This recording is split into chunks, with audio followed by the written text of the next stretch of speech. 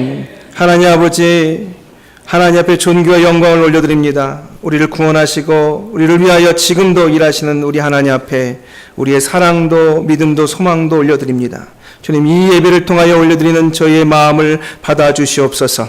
성령께서 함께하여 주셔서 저희가 온전히 들을 수 있도록, 또 온전히 주의 말씀을 듣고 마음에 새길 수 있도록 주님께서 역사하여 주셔서 이 시간 우리의 물질만 아니라, 우리의 시간만 아니라, 우리의 정성만 아니라 우리 자신도 올려드리는 진정한 예배가 되게 하여 주시옵소서. 예수 그리스도 이름으로 기도드리옵나이다. 아멘. 오늘은 느헤미야 6장 15절에서 19절의 말씀을 가지고 성도의 리더십이라고 하는 제목으로 은혜를 나누기 원합니다. 이 시대는 정보의 과잉 시대입니다.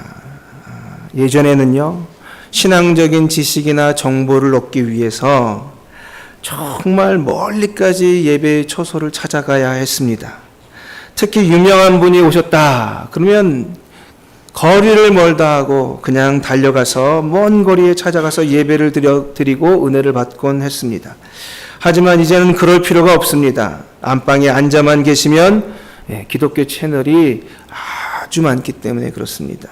지금은 CTS, CBS, 굿TV, CGN, C채널, 이게 유명한 기독교 방송 채널들입니다. 여기서 매주, 매 순간 설교가 쏟아집니다. 심도 깊은 성경 공부도 할 수 있습니다. 찬양, 기도, 넘쳐납니다. 강단에 서 있는 저도 제가 특별하지 않다고 생각할 정도로 정말 많은 신앙적 컨텐츠가 널려져 있습니다. 뿐만입니까? 요즘 유튜브를 보십시오. 그동안은 공개하지 않았던, 돈 내야 얻을 수 있던 전문적인 정보들이 많이 쏟아져 나와 있습니다. 요리는 기본입니다. 그죠? 건강과 관련된 의료 정보, 그동안 잘 드러내지 않던 마술 정보, 부동산, 주식, 돈 버는 정보가 가득합니다. 거기다가 창의성을 강조하는 이 시대는 조금 볼만하면 다음 게 나옵니다. 이제 익숙해서 좀 따라가려고 했더니 새 것이 나왔다는 거예요. 그 새 것 쫓아다니다가 정말 정신이 없습니다. 중요한 건 이겁니다. 이게 옳으냐는 거죠. 이게 맞냐는 거죠. 도대체 이게 맞는지 누가 좀 알려줬으면 좋겠다. 그런데 그걸 잘 알려줄 수 있는 사람이 드뭅니다. 어떤 분은요, 한참 늘 은혜를 받으면서 그 채널에서 늘 좋아했다는 거예요. 근데 어느 시간 지났는데 이상한 거예요.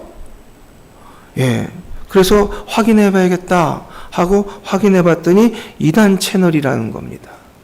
여러분, 그리스도인은 말이죠, 성도의 리더십은 바른 삶의 방향을 보여줌으로 시대의 안내자, 안내판, 화살표가 되어줘야 되는 역할을 하는 것이 그리스도인의 삶의 리더십의 시작이라고 할 수 있습니다. 많은 사람들이 참도 아닌데 마치 참인 양 다들 그렇다고 하니까 모두가 몰려갈 때 말이죠, 바른 거, 바른 방향, 바른 길을 알아서 그쪽이 아닙니다, 이쪽입니다 하고 알려줄 수 있는 일, 삶으로 보여줄 수 있는 그게 바로 성도, 거룩한 사람들이 하는 일입니다. 그것이 바로 그리스도인들이 가지고 있는 역할이고 리더십이라고 할 수 있습니다. 이 시대를 정말 올바른 방향을 보여줄 수 있는 이 리더십의 이 모습을 지닌, 그런 모습을 가지고 있는 누군가가 존재한다면 아마 따라가고 싶어 할 것입니다. 왜요? 다 저마다 이 길이 옳다는 거예요. 사방팔방에서 다 옳다고 말하니까 도저히 쫓아갈 수가 없지 않습니까? 오늘 본문에 느헤미야는 사실 그 방향과 그 길을 알려주는 사람 중에 하나였습니다. 느헤미야는 주변은 온통 도발하고 위협하고 유혹하는 그런 환경 속에 놓여있는 그리스도인이었습니다. 그렇지만 그는 신앙적으로 올바른 방향을 보여주는 리더십을 가진 지도자로 우뚝 서 있습니다. 그는 원래 술 맡은 관원장입니다.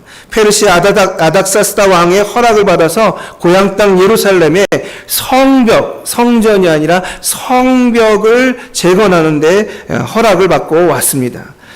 성벽을 재건하고 싶어서 애를 썼지만 쉽지가 않았습니다. 왜요? 바로 주변에 있는 근방에 있는 사마리아 사람들이 계속 그를 괴롭혔기 때문입니다.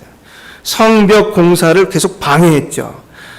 근방에 있는 사마리아 총독 산발락 그리고 도비아 우리 본문에 등장했죠. 그리고 세겜 일당은 이 지역의 자신들의 위상과 권력 구도 관계 때문에 성벽 재건을 끊임없이 지독하게 반대합니다. 그렇지만 유대의 총독으로 온 느헤미야는 그의 신앙과 믿음으로 결국 52일 만에 성벽 재건에 성공합니다. 여러분, 수많은 위협이 있었습니다. 그리고 유혹도 있었습니다. 공포심을 자극했습니다. 하지만 그럼에도 불구하고 이 느헤미야는 그것을 넘어서 오히려 그들이 두려워지는 상황을 만들고는 성벽 재건에 성공하죠. 여러분 오늘 말씀 통해서 느헤미야의 리더십을 살펴보도록 하겠습니다. 우리 16절입니다. 16절. 같이 읽겠습니다. 시작. 우리의 모든 대적과 주위에 있는 이방 족속들이 이를 듣고 다 두려워하여 크게 낙담하였으니 그들이 우리 하나님께서 이 역사를 이루신 것을 알미니라. 네. 16절에 이렇게 표현합니다. 그의 주변에는 대적들이 있었다. 그의 주위에는 이방 족속들이 있었다. 이들이 이 성벽이 완공되었다는 이야기를 듣고 두려워하고 낙담했다라고 얘기합니다. 만약 그들이 관계가 좋았었다면 낙담하겠습니까? 두려워하게 찾아와서 축하해 잘했다. 애썼다. 그걸 어떻게 했느냐? 우리도 좀 배우자라고 했을 터인데 그게 아니라 지금 그들이 성벽이 재건되었다니까 지금 두려워하고 좌절에 빠져 있다는 것입니다. 왜 그랬습니까? 그동안 얼마나 많은 방법을 동원해서 성벽을 짓지 못하게 하려고 갖가지 음모를 꾸미고 갖가지 소문을 내고 갖가지 유혹을 했는지 모릅니다. 그럼에도 불구하고 거기에 리더가 되는 느헤미야는 흔들림 없이 정확하게 그 일을 해냈기 때문입니다. 우리가 읽지 않은 1절에서부터 16절까지의 내용이 그 위협과 그 유혹과 그리고 그 도발의 내용입니다. 1절과 4절에는 느헤미야를 도발하는 장면이 나옵니다. 5절과 9절에는 이 느헤미야를 충동해가지고 스스로 이 소문에 얽매이게 하려고 합니다. 그리고 마지막 부분은 거짓 선지자를 동원까지 합니다. 어떤 내용이었느냐? 어느 날 편지가 왔습니다. 편지가 그런데 한 번 오는 게 아니라 4번을 반복해서 계속 오는 거예요. 저쪽 사마리아에 있는 지도자 총독이었던 산발락이 같이 만나자는 거예요. 어디에서 만나냐? 오노 평지에서 만나자는 거예요. 여러분 오노 평지는 어디냐면요. 예루살렘부터 30km 떨어진 지점입니다. 그리고 저쪽 사마리아에서 오는 중간지대에 해당되는 곳입니다. 그곳에서 총독 회담을 열자. 이런 겁니다. 진작에 총독 회담을 열자고 하지 이제 와서 이제 성전 문만 달면 되는 상황인데 이제 와서 왜 갑자기 총독 회담을 열자고 할까? 그동안 협조해 준 것도 아니고 계속 하지 말라고 위협을 했으면서 총독 회담을 하자는 건 뭘까? 버릇처럼 느헤미야는 기도를 합니다. 그리고 마음의 결론을 냈습니다. 이것은 나를 죽이거나 납치하기 위함이구나. 그래서 거절했더니 편지가 계속 4번이나 옵니다. 여러분 사실 성벽 재건에 관련해서 이 느헤미야는 특명을 받았습니다. 아닥사스다 왕이 특별하게 그에게 허락을 한 겁니다. 그러니까 여러 총독이 있지만 지금 여기 와 있는 술 관원장이었던 이 느헤미야는 총독 중에 총독이라고 말할 수 있습니다. 비록 옆에 있는 사마리아 지역 총독 산발락은 인정하지 않지만 이 왕은 말이죠. 느헤미야를 너무 많이 좋아했습니다. 그래서 성벽을 이룰 수많은 재료까지 다 주고 잠깐 갔다가 반드시 돌아오라. 이 말은 뭡니까? 나는 너를 아낀다. 그러니까 했다가 돌아와라. 라고 이야기할 정도로 사랑을 많이 받는 사람이고 그 어려움 가운데도 52일 만에 성벽 재건에 성공합니다. 그러면요. 사람이 으쓱해질 수 있습니다. 그래? 날 만나자고? 한번 만나주지. 이럴 수 있습니다. 이 도발하고 이 자극하는, 이 교만을 자극하는 이 순간 느헤미야가 말이죠, 딴 생각하지 않고 모든 것이 성공했겠다, 다 이루어졌겠다, 자기는 여전히 왕의 총애를 받고 있겠다, 교만한 마음에 회담 장소에 갔으면 바로 그 지역에 숨겨져 있던 사마리아 군인들에 의해서 30km 떨어져 있는 그 지역은 사실 사마리아가 더 많은 활동을 하는 지역이었다고 합니다. 잡혀서 쥐도새도 모르게 어떻게 됐을지 모릅니다. 하지만 그 교만할 수 있는 위치, 잘날 수 있는 위치에서 스스로 기도를 하며 자신이 그 상황들을 자제해 갑니다. 결국 그 꼬임에 넘어가지 않자 이번에는 산발락이 직접 편지를 보냅니다. 그리고는 편지를 보내는데 보통 관례상 편지는 봉인이 되어 있습니다. 봉인, 이 풀을 붙여놨다 이 말입니다. 근데 이 풀은 아니고 그때 당시엔 도장을 찍습니다. 그래서 절대 그 편지의 내용을 바꾸지 못하도록 합니다. 그런데 이 편지를 보내면서 뚜껑을 열어서 보냈어요. 봉인을 안 시켜서 보냈어요. 그러면 어떻게 됩니까? 총독과 총독 간의 편지입니다. 그러면 그것을 운반하는 사람들이 관심이 많잖아요. 일단 사마리아 쪽 사람이 운반하면서 뭐지? 아무도 없는데 한번 볼까? 하고 보게 되는 거죠.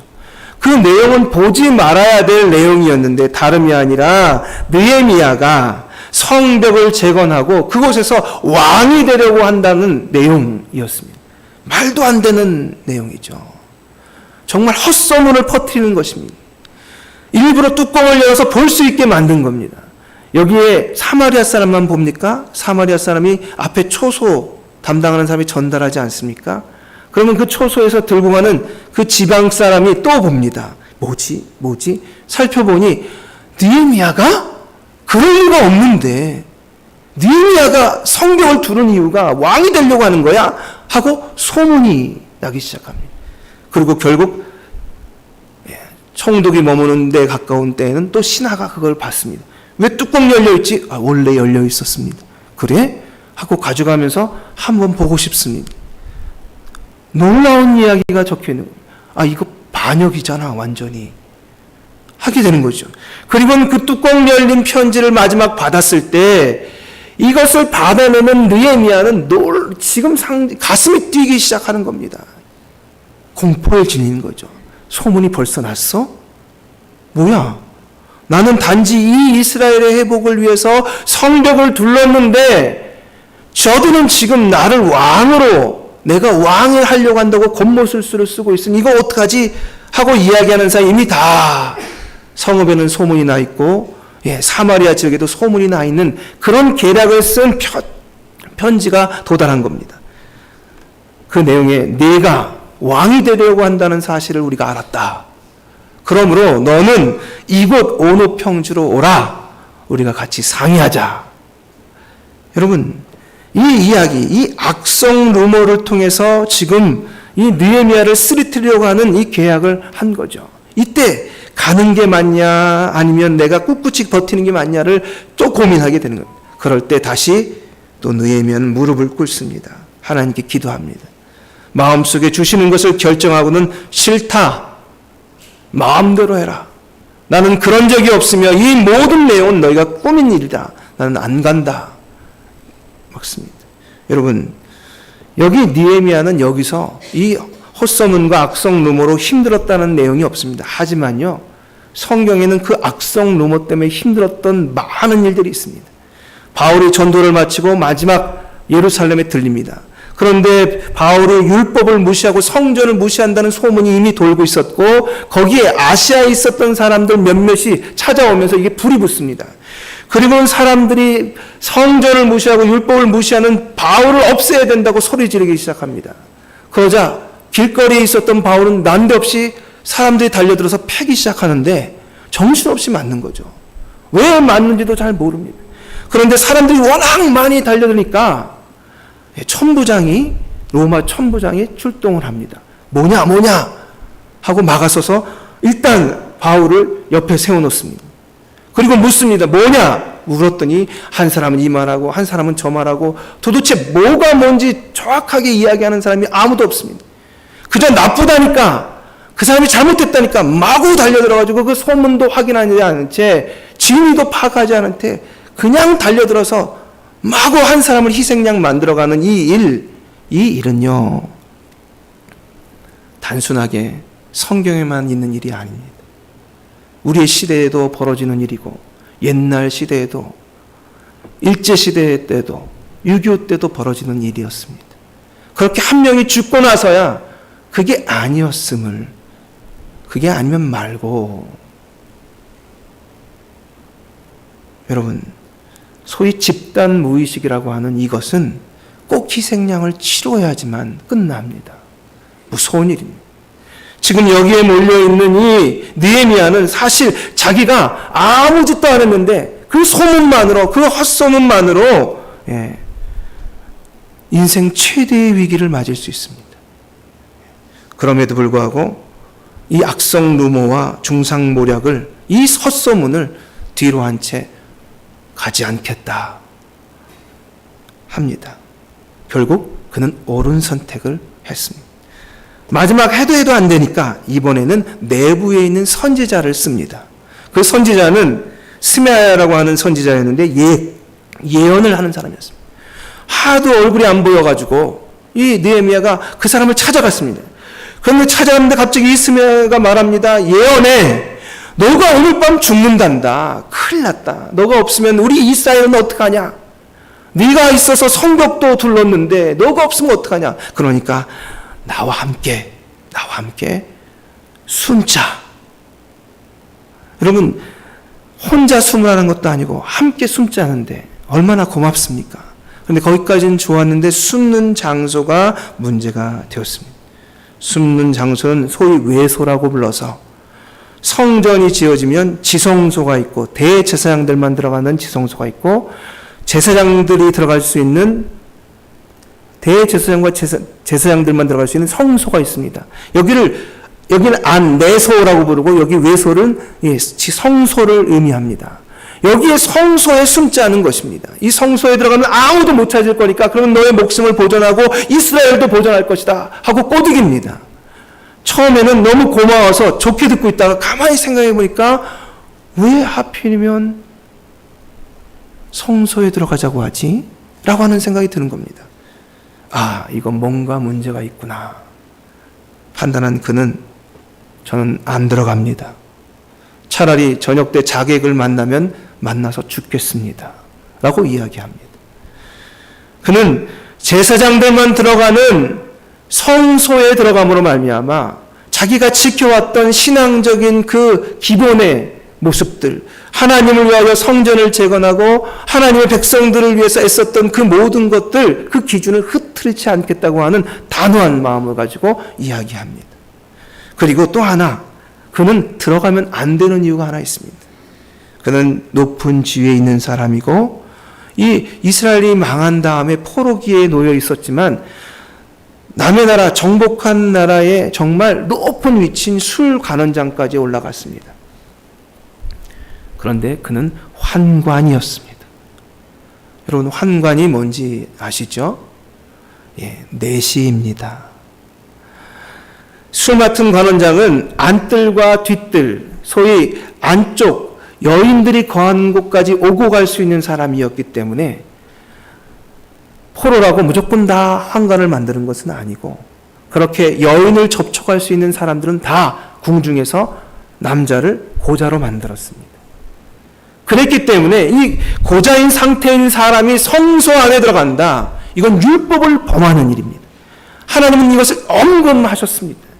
그런데 자기의 목숨 살겠다고 이스라엘을 살려야 될 사람이라고 지금 갑자기 오늘 들어가자고 막 재촉한다고 성소에 들어간다. 이것은 자기 스스로 무덤을 파는 행동이었습니다. 그래서 그는 거절합니다. 그렇게 거절했던 이 모든 것들이 느헤미야로 하여금 아주 올바른 선택을 한 것이 되게 하였고 정말 제대로 된 리더십을 발휘하는 모습을 보여준 것이 되었습니다. 여러분, 이게 뭡니까? 이렇게 선택할 수 있었던 이것이 뭡니까? 여러분, 이 힘을 이루어서 분별력이라고 합니다. 분별력이 있어야만 우리의 삶에서 다가오는 위협과 도전, 도발, 여기에 자존심 싸움을 하지 않습니다. 분별력이 있어야만 헛소문에 휘둘리지 않습니다. 분별력이 있어야만 내가 신앙적으로 어그러지는 일을 하지 않습니다. 많은 성도님들이 이 시대를 살아가면서 자존심을 자극하는 도발에 의하여 자존심 때문에 신앙을 깨트리는 일들이 생깁니다. 어떤 분들은 그냥 분위기 탓에 다들 그렇다니까 이 소문에 휘둘려가지고 그만 하지 말아야 될 일들을 하는 경우도 있습니다. 또 어떤 이들은 누가 기도했더니 그랬다더라 라고 하는 말을 너무 맹신하여서 말이죠. 그 말에 그냥 하나님의 성경 말씀으로 확인하고도 않은 채 따라가다가 실수하는 경우도 있습니다. 그러므로 우리는 이 시대를 살아가면서 분별력이 있어야 하는 줄 믿습니다. 여러분, 그 분별력으로 이 시대에 안내편이 되시고 화살표가 되시고 삶의 방향을 보여주신 우리 조양교회 성도님들이 다 되기를 예수님으로 축복합니다. 예, 우리 또 한번 읽도록 하겠습니다. 우리 17절 이하 마지막 절까지 17절 이하 마지막 절까지 여러분 읽어주시겠습니다. 시작.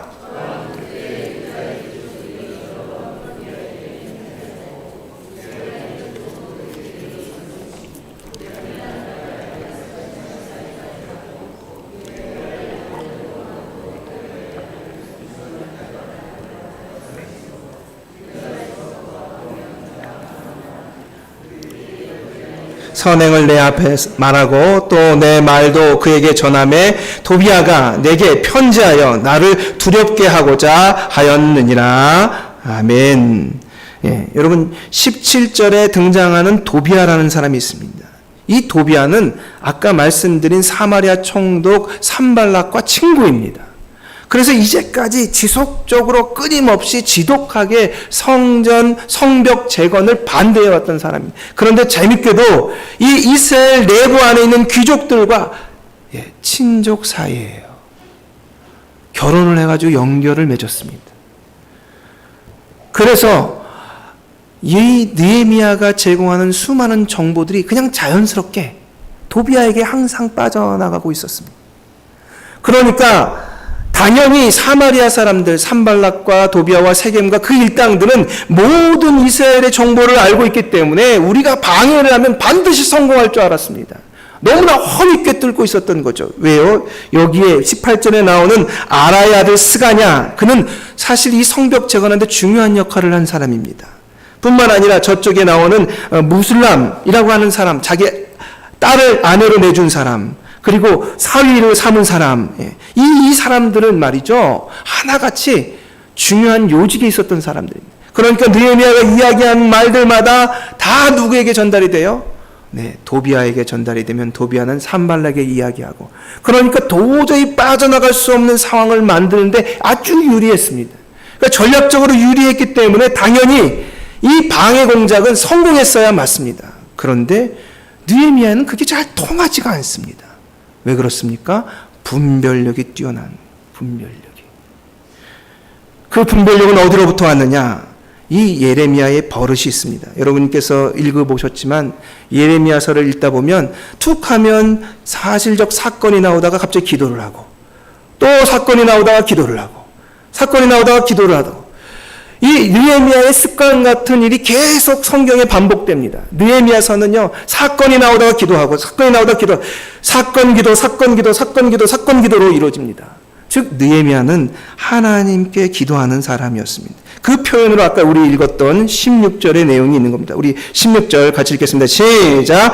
우리의 모든 대적과 주위에 있는 이방 족속들이 이를 듣고 다 두려워하여 크게 낙담하였으니 그들이 우리 하나님께서 이 역사를 이루신 것을 알미니라.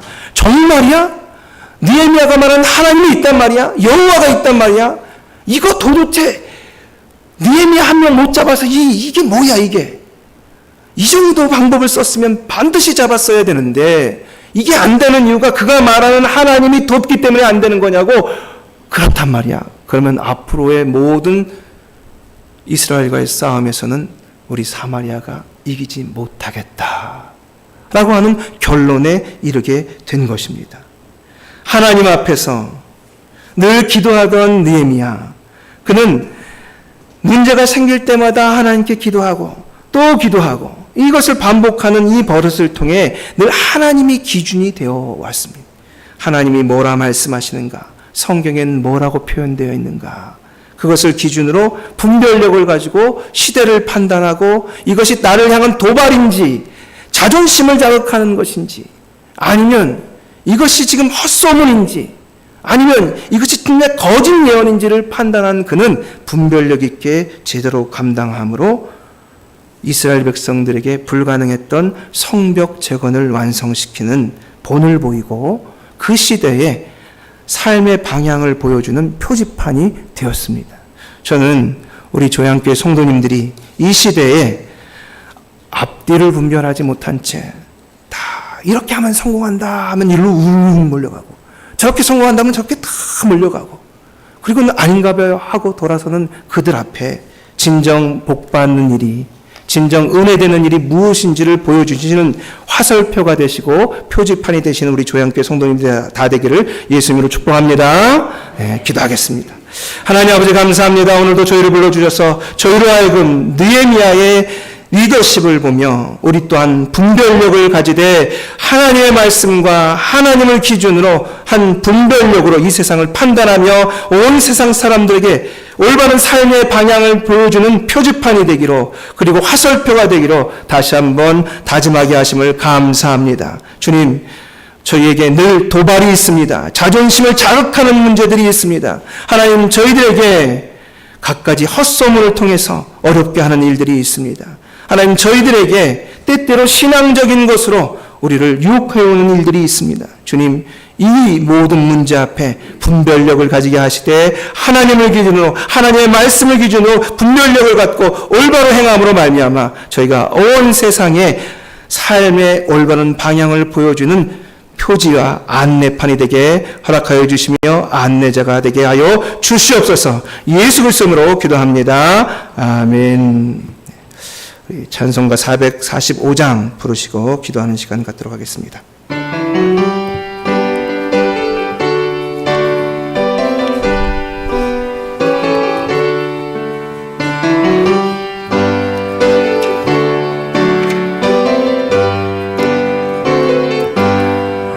태산을 넘어 험곡에 가도 빛 가운데로 걸어가면 주께서 항상 지키시기로 약속한 말씀 변치 않네. 하늘의 영광 나의 맘속에 차고도 넘쳐 할렐루야를 힘차게 불러 영원히 주를 찬양하리. 캄캄한 밤에 다닐지라도 주께서 나의 길 되시고 나의